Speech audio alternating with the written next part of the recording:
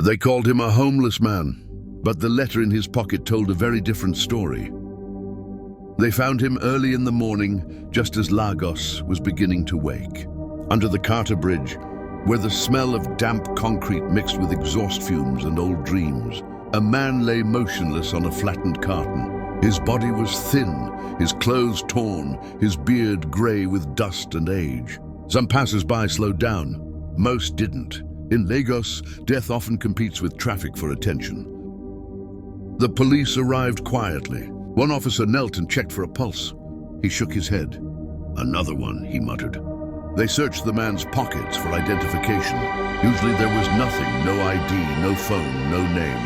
Just empty pockets and forgotten lives. But this time the officer felt paper, folded neatly, protected carefully in the inner pocket of a faded jacket. At the top, written in shaky handwriting, were the words, "For my daughter, please give this to her."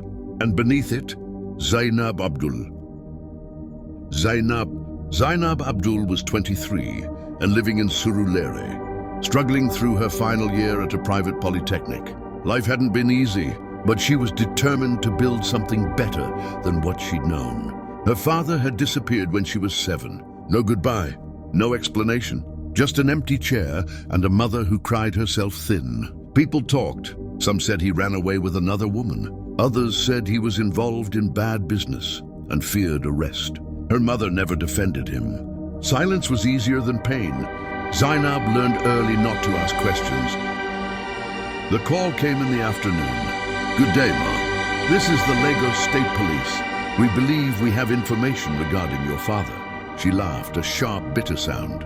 "My father?" she said. "My father abandoned us. Whatever happened to him is not my business."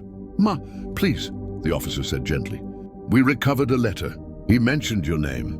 Something in his voice made her stop. At the station, they showed her the jacket. It looked too small, too broken. They handed her the letter. Her name stared back at her. Her hands trembled. "The letter, my Zainab. If this letter has reached you, then I have finally lost the fight to stay alive. I'm sorry you grew up believing I abandoned you. I wish I could have explained, but some truths are safer when kept silent. Before you were born, I was a dangerous man. I worked with people who believed loyalty was stronger than blood. When I tried to leave that life, they warned me. Anyone I loved would pay the price. Soon after you were born, they started asking questions about my family. About you. That was when I knew I had to disappear." Zainab's breath caught. Her father had never been mentioned without anger. Now his words felt heavy, carefully chosen, painfully honest. "I became a ghost so you could be free. I watched you from far away. I saw you start school in your blue uniform. I stood across the road when you graduated from secondary school. I wanted to clap. I wanted to shout, 'That's my daughter.' But I stayed silent. I slept on the streets not because I had no choices, but because staying close was safer than going far. I stayed poor so you could live without fear." Tears blurred her vision. She remembered moments she had never understood.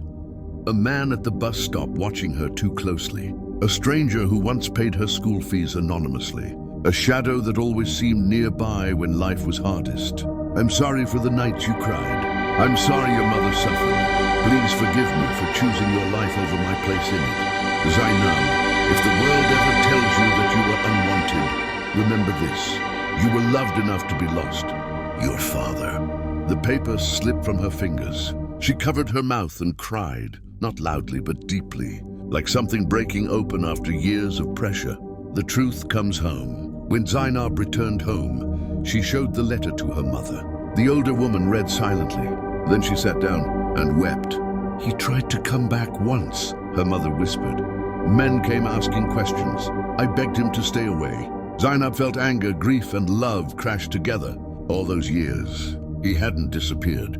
He had protected. That evening, Zainab went back to Carter Bridge. She stood where her father had slept. She placed flowers beside the concrete pillar and knelt. "I'm okay now," she whispered. "You did it. I'm safe." For the first time in her life, she said the word out loud. "Daddy." The city moved on as it always does. Cars passed. People hurried.